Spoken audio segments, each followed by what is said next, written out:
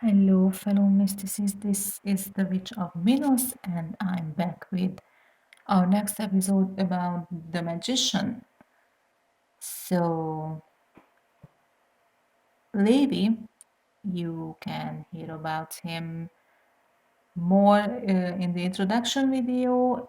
So, Levi was a Freemason back in France, and he called magic the fatal science of good and evil.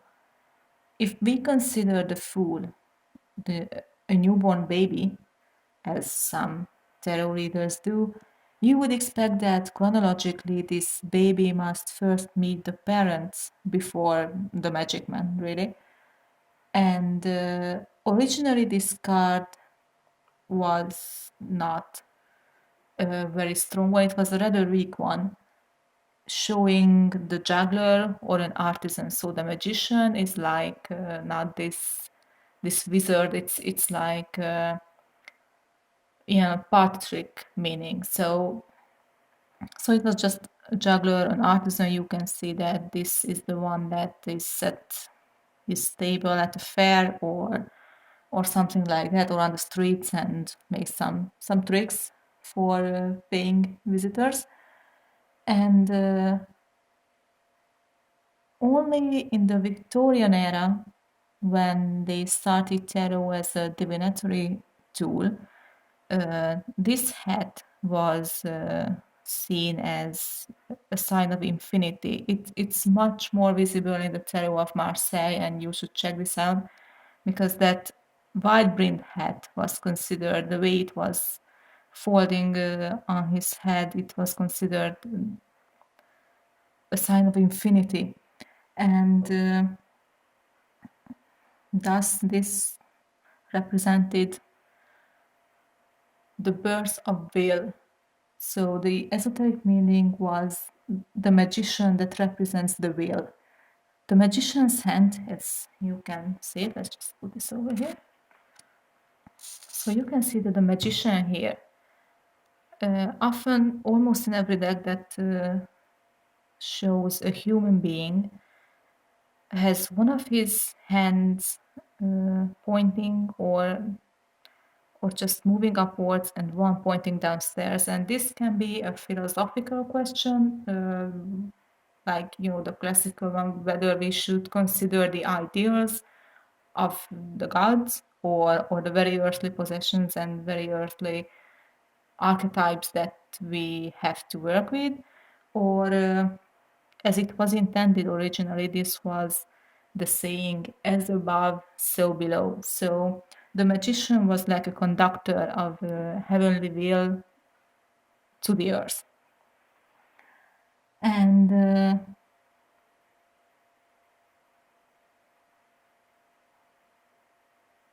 yes, you can see that all the tools are in front of him, which represents the four suits of the minor arcana, along with their meanings such as earthly possessions, emotions, intelligence, and creativity. The flowers around him have different connotations. Some say that these lilies and roses, or sometimes just one single rose, are ionic symbols representing the birth of something, or Mother Nature, or the divine feminine working through a male magician. Some even say that this is a direct reference to the Song of Songs, which is considered the most erotic hymn in the Bible. But nowadays we are not as well versed in the Bible as back in the day. So we interpret this as abundance, either of the abundance of spirit to have creation, or abundance of success deriving from this alchemy that he's performing, or the cultivating power of the magician. So it's cultivation. This card is of alchemy, transforming the energies, creating something. Depending on the question, it tells you that you have to become this. You have to put together what you have, and you can see everything needed is in your hand. and you have to claim the power of action. In some decks, where the alchemy is more in front of this, it can mean that something is brewing. You can sense it, or it can happen behind your back, but something is happening. It often appears in readings when an event or a person is on the tip of changing the situation, but this is a very active change. You have to be part of this. And this magician now and every other deck after this is mostly about creativity, will, the will to do things, the will to create. And this is like taking your fate into your own hands. Yeah. So it's a big jump from this, I don't know, this juggler or this party magician. Yeah, so let's see how the decks interpret this. So first we have the Oriens deck, which you can see shows us two snakes intertwined. This can either represent the good or the bad. You can see the lilies, you can see the roses down here. And you can see the wand, you can see the sword. Everything is here. Everything is here that you need, and you can transform. You can transform anything that you want. This is more about the willpower than the alchemy, the change itself. It's just that you have everything you needed, and you have to perform this alchemical act. Lunalapin. This is very similar. These decks are very similar to the original Rider-Waite-Smith deck. You can see the tools here. This is literally just almost the same than the original one. See the way he holds his hands, the tools in front of him. The flowers are different. But it's not a problem because this biblical meaning was lost over time, and this is about abundance. Yeah. Same with the Mugi Tarot. The lilies and roses are back. The motion is the same. The tools are the same. Except that the wand is not here. I think they interpreted that this should be the wand, but in the original it was like a candle of some sort. Yeah, maybe. But you can see that on the original there's this snake as a belt or something like a vine or something like this. And here this is a snake. A snake as a symbol of wisdom, of creativity and rebirth in this case. Very cute. Okay, Prisma Tarot, which is more about, this is more about the transformation and the capability of transforming the world. See that this person is the magician, and if you can see someone here is being molded or falling, or it's more like molded. So this magician is huge. These are not necessarily simple bushes. He is very tall, he is very big. Yes, you can see this, that the starry sky, the universe is within him. So he brings this universal or heavenly or whatever you would like to see in this. So he calls these otherworldly energies and he works with them. They work through him, if you prefer this, but he is changing something. There could be many stories behind this card. Egyptian Tarot, which we have established earlier that ancient Egypt has nothing to do with tarot, but still we have Egyptian aesthetics decks, and they are beautiful in their way, and you can work with them as well. This magician, well, it's similar in a way that the snake belt is here. The wand is here instead of the candle.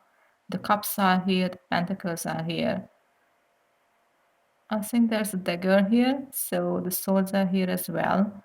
And you can see this little falling star, shooting star, which represents the energies of magic that work through this magician. And I think he's in front of some altar. He might be. This might be, I don't know, I don't want to say something stupid, but this might be a reference to Osiris in the underworld. I don't know, I just remember that he was often showed or symbolized with green skin. Maybe I don't want to say anything for sure, but I think this is a direct reference of Osiris as the magician. Yeah. Modern Witch Tarot, which is also very similar, but here the altar is gone, and this is a huge cluster of crystals, and the swords are here, the cups are here, pentacles, the wand, and the wand here. This is not a candle. This is the magic wand. Yeah, the infinity symbol is here as well, and the abundance of flowers. These are mostly roses and some white flowers, maybe, but this is the abundance of the magician. Either her actions or either her resources, but there is a huge abundance surrounding her.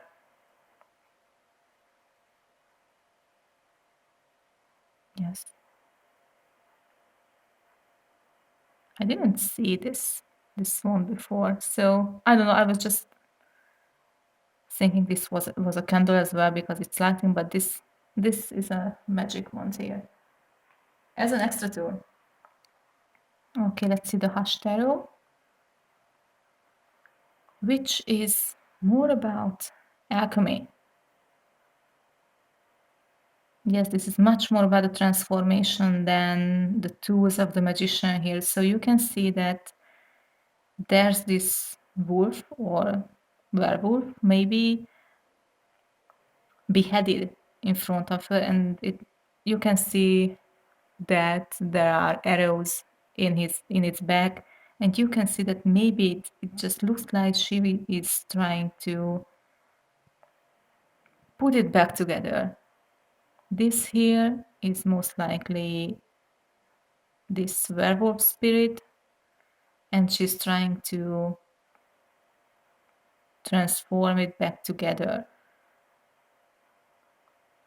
Or it's completely the other way, and she was the one who wanted to transform this very physical being into a spiritual one. That would be a very dark magician. But in this case, I think she's trying to put this back together. No, she's very nurturing. I think she's trying to put the spirit back into the body. This is cool. This could be a very different magician in a reading. Yes, and this is more about transformation and the willpower to do it successfully than the tools. I don't even see the tools around her. So there's a little dagger here on in this corner, but I don't see anything else. No, this is about being capable of transformation. Okay. Tarot of the Divine, which is about fairy tales and myths from around the world. And you can see the magician here is Cinderella. Yeah, I think she was the one with the pumpkin carriage. Yeah, this is the one. This is the fairy godmother who will transform these pumpkins into a carriage. She will transform these mouses into horses, and she is the one that can make a change in the world and in someone else's life. Yeah. The rose is still here, but really nothing else. We have the magic wand, we have the starry sky, we have the magic, but the original symbolism is gone here. It's not a bad thing. It's still the same. It's about transformation. It's literally about the moments before transforming these things. And if you are reading this deck, you can get it. So this is about changing something for the better, which is a good type of magician. Okay, let's see. Anima Mundi deck, which is, well, it has everything really. You have the symbol of infinity, you have the butterfly, which is a very traditional symbol of transformation. But here it's not waiting, it is fully developed. So it has everything now to live on its own. So it has nowhere to develop, it has no way, it has no need to evolve into anything. This is a fully evolved butterfly. And the tools are still here. This is about transformation of the self, maybe, but it depends on the question.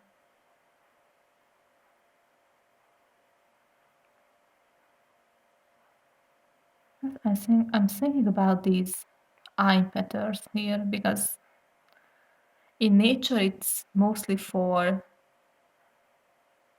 scaring away predators,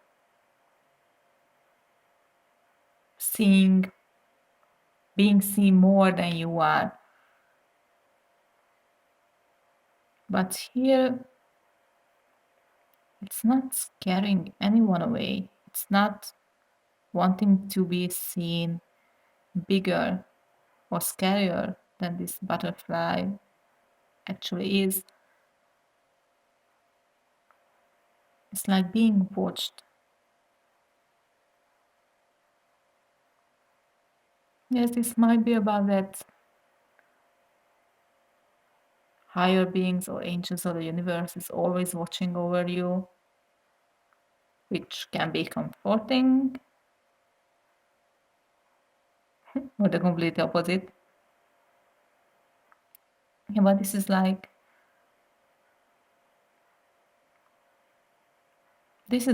there are bigger things behind this butterfly, and in this case this becomes the magician. So the original meaning is still here.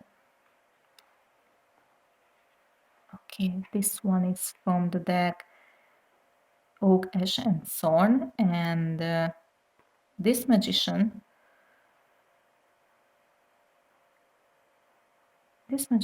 is surrounded by the tools still. So the wand is here, the pentacle is here, the cup, the sword, in a nest. So this crow or raven, maybe it's a raven, it's still in its own nest. It's comfortable. It's hidden. So it's not just abundance. This is being hidden. and it performs its magic safely in a safe environment with much confidence. And the, yes, and this little box here represent the light,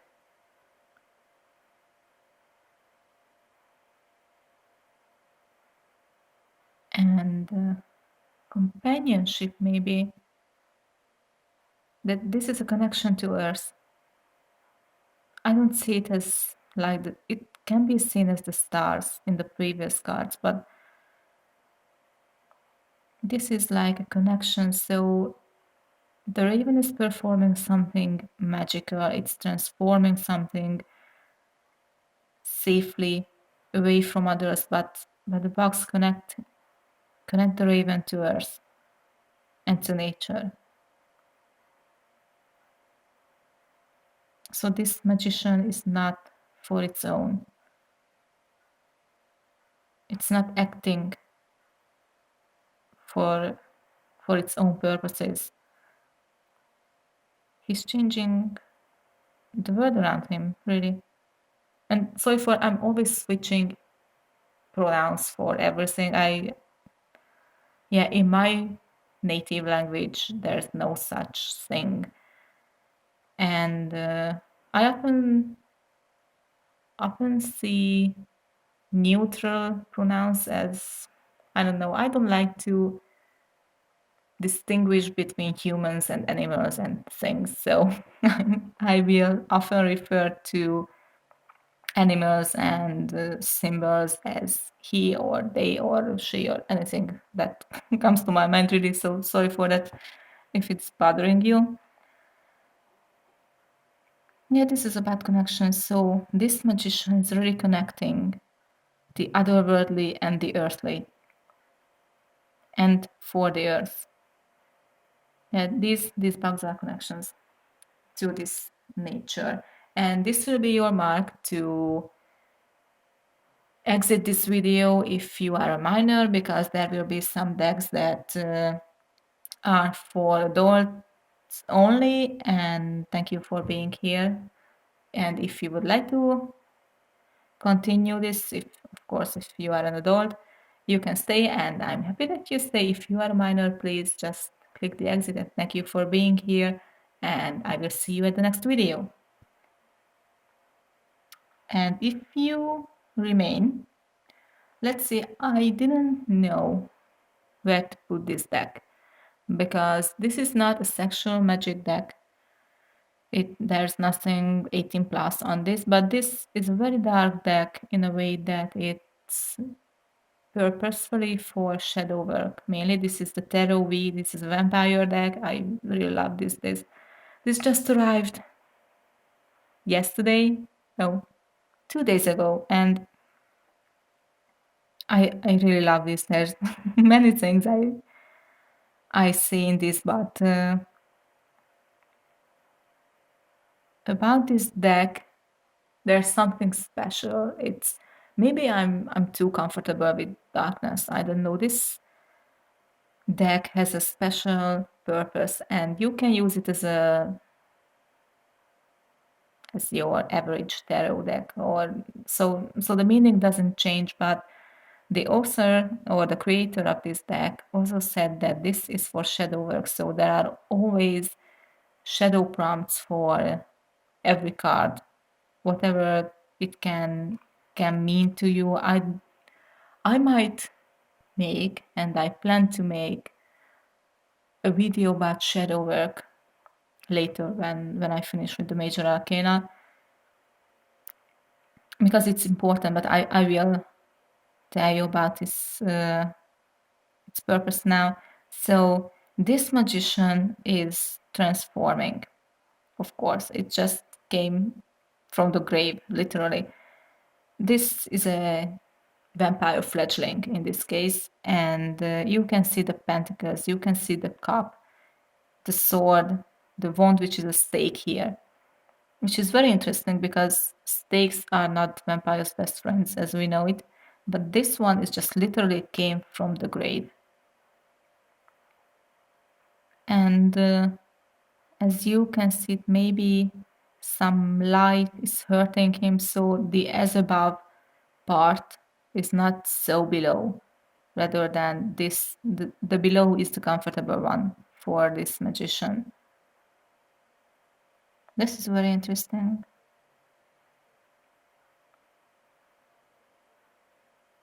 I mean, this is very interesting as a picture, because for the shadow prompt, this card says that you have the permission to be confident. You don't have to hide yourself away. This guy is still half in the grave. In a cemetery, you can come out. You can be confident. You have everything in front of you. Be confident. And this is about the transformation of the self. So this vampire is not performing magic, it's just trying to stay alive and take in everything in that happened to him.